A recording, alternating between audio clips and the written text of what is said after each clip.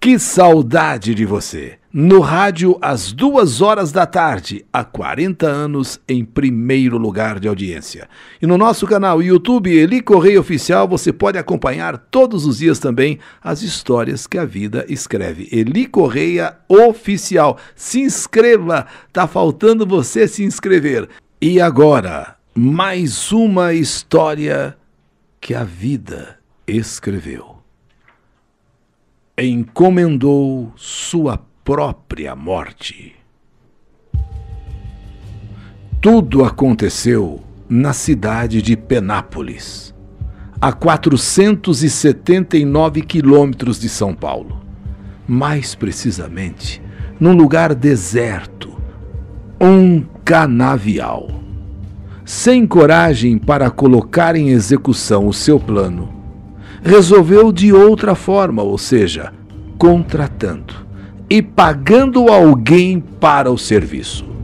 Giovana, mulher de 35 anos, casada, vivia constantemente em estado de depressão. Muita tristeza, muita amargura, muita angústia. Uma das consequências da síndrome de borderline, transtorno psiquiátrico caracterizado pela instabilidade de humor, angústia constante e profunda, causada pelo medo de abandono. Síndrome de borderline. As pessoas que conheciam bem Giovana dizem que tudo isso era motivado pela sensação que ela tinha de que era sempre rejeitada pelos outros, que ninguém a aceitava, que ninguém a amava. Giovana era adotiva, porém só ficou sabendo disso quando já era adulta. E isso, com certeza, contribuiu ainda mais para agravar seus problemas que já existiam. Para piorar as coisas, em março, o marido Adriano decidiu pela separação, porque não estava mais conseguindo ajudá-la. Estava insuportável a situação. A mulher sempre deprimida. A mulher sempre triste, chorosa. Chorava. Esse pedido de separação ajudou ainda mais a Giovana se sentir rejeitada, duplamente rejeitada.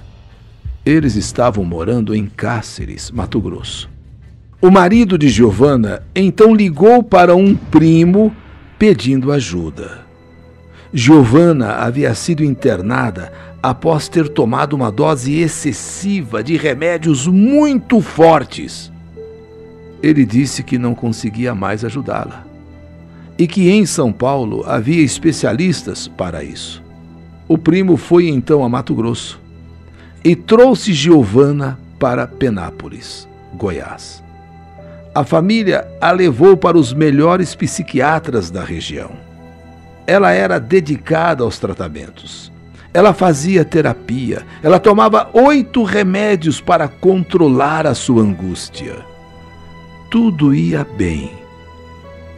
Até quando o marido saiu de Cáceres, veio a Penápolis para formalizar a separação.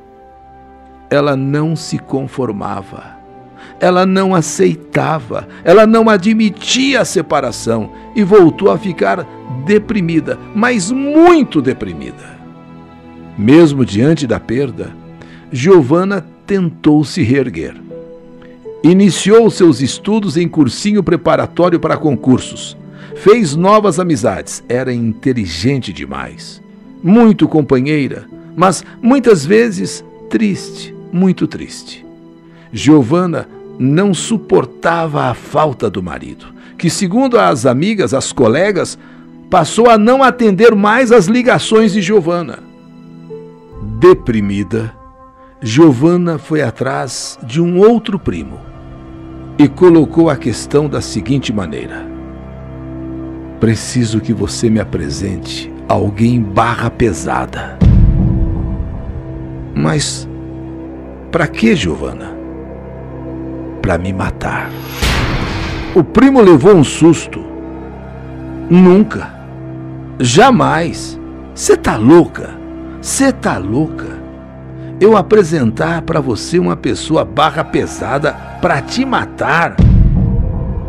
É isso mesmo, primo. Eu quero que você me apresente alguém que me mate.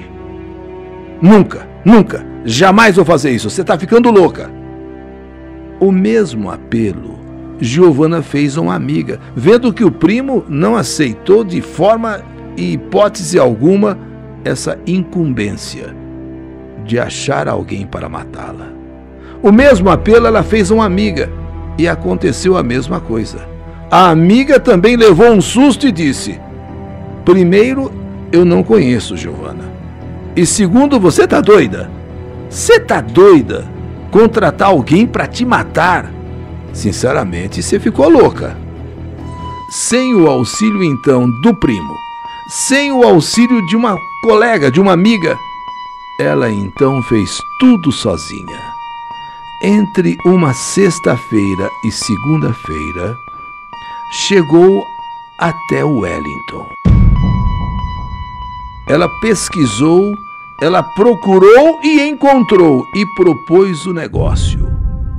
O Wellington aceitou o serviço desde que ela lhe pagasse 20 mil reais.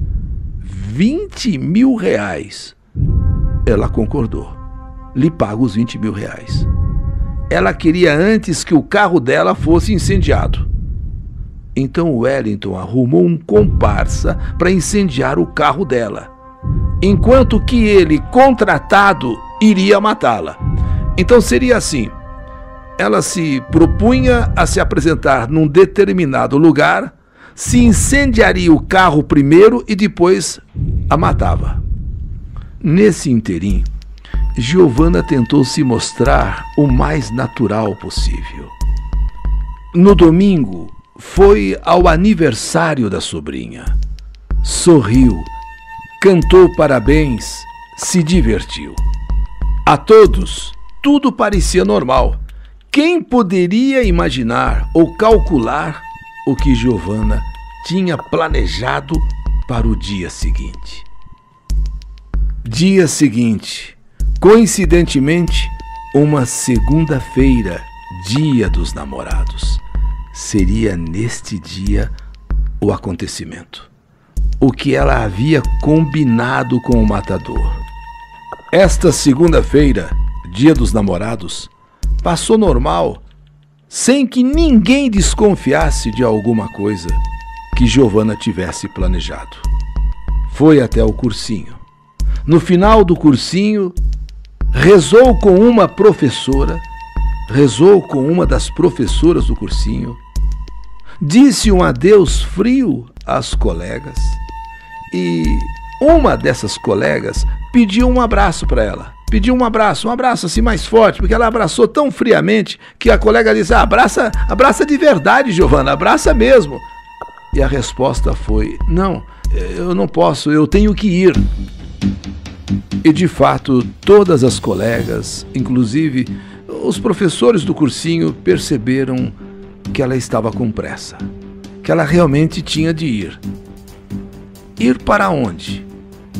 O que a fazia tão apressada que nem pôde dar um abraço mais apertado numa das amigas, numa das colegas? Para onde ela tinha de ir? Ao encontro da morte. Sim, ela tinha pressa. Ela tinha marcado hora e lugar para se encontrar com ele, o matador. Ela tinha pressa. E foi ao encontro da morte que ela mesma contratou e pagou. Quando chegou no local, o seu assassino, Wellington, já estava à sua espera.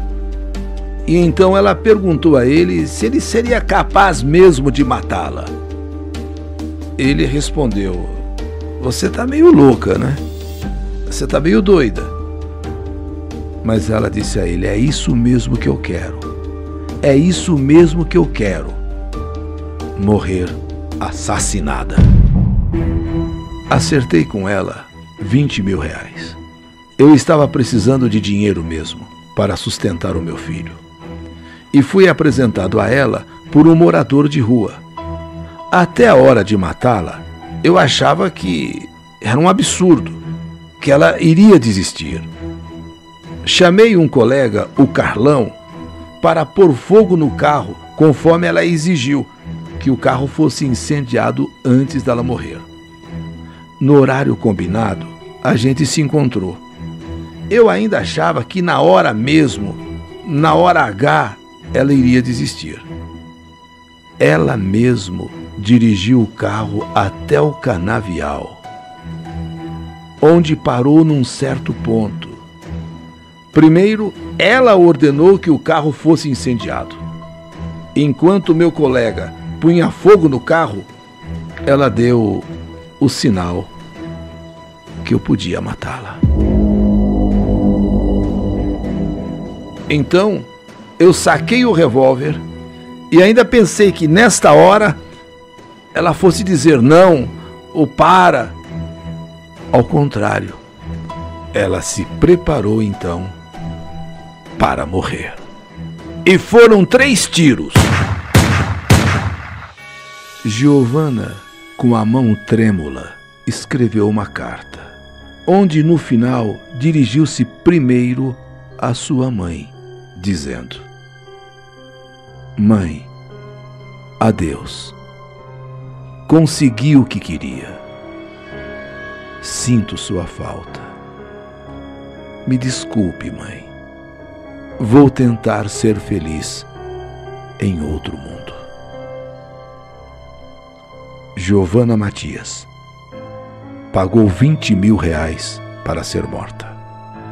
Contratou um matador para tirar sua própria vida.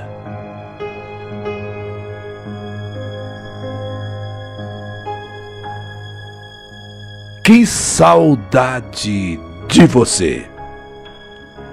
Mais uma história que a vida, lamentavelmente, escreveu.